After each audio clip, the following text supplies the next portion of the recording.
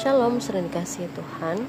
Hari ini kita akan merenungkan firman Tuhan yang terdapat di dalam Maleakhi pasal 2 ayat 10-16 dengan tema Iman, Pernikahan, dan Generasi Kudus.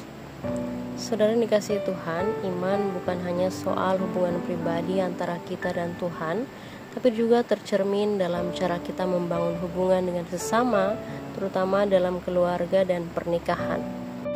Dalam Maleakhi pasal 2 ayat 10-16, Tuhan menegur umatnya karena mereka tidak setia, baik kepada pasangan mereka maupun kepada Allah.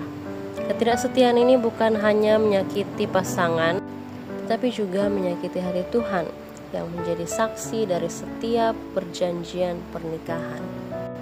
Saudara, Tuhan menganggap pernikahan sebagai hal yang suci dan penting. Pernikahan bukan sekadar hubungan biasa, tapi sebuah janji yang juga melibatkan Tuhan. Karena itu, saat seseorang mengkhianati pasangannya, Tuhan menyebutnya menutupi pakaiannya dengan kekerasan dalam ayat 16.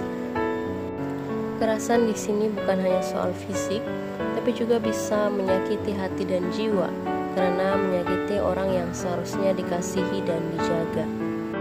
Ini menunjukkan bahwa Tuhan sangat serius memandang pernikahan, dan Ia ingin setiap pasangan hidup setia satu sama lain. Tapi lebih dari itu, ada tujuan yang lebih dalam. Di ayat 15 Tuhan berkata bahwa Ia mencari keturunan ilahi.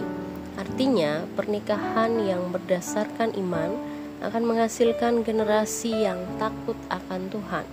Disinilah kita melihat hubungan yang kuat antara iman, pernikahan, dan generasi.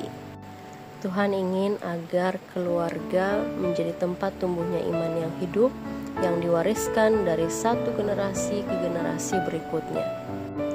Oleh karena itu, firman Tuhan hari ini mengingatkan kita orang percaya yang telah menikah dan yang sedang menggumuli pasangan hidup. Untuk anak muda, ini adalah ajakan supaya membangun iman yang kuat mulai sekarang. Pilihlah pasangan dengan bijak, jalani hubungan dengan cara yang benar, dan belajar setia. Pilihan dan sikap kita sekarang akan memengaruhi masa depan, termasuk keluarga yang akan kita bangun nanti. Jangan anggap hubungan sebagai main-main, karena Tuhan peduli dengan siapa kita menjalin hubungan dan bagaimana kita menjalaninya.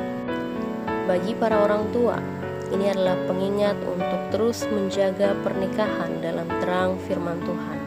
Kesetiaan dan kasih yang nyata di dalam rumah akan menjadi teladan iman yang kuat bagi anak-anak.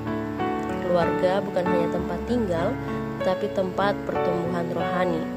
Anak-anak belajar tentang Allah, kasih, dan pengampunan pertama kali dari rumah.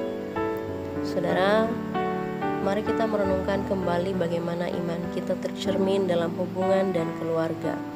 Tuhan memanggil kita bukan hanya untuk menjadi orang percaya, tapi juga untuk membangun generasi kudus yang takut akan Tuhan.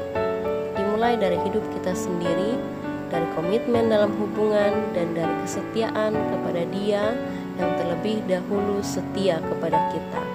Amin. Tuhan Yesus memberkati.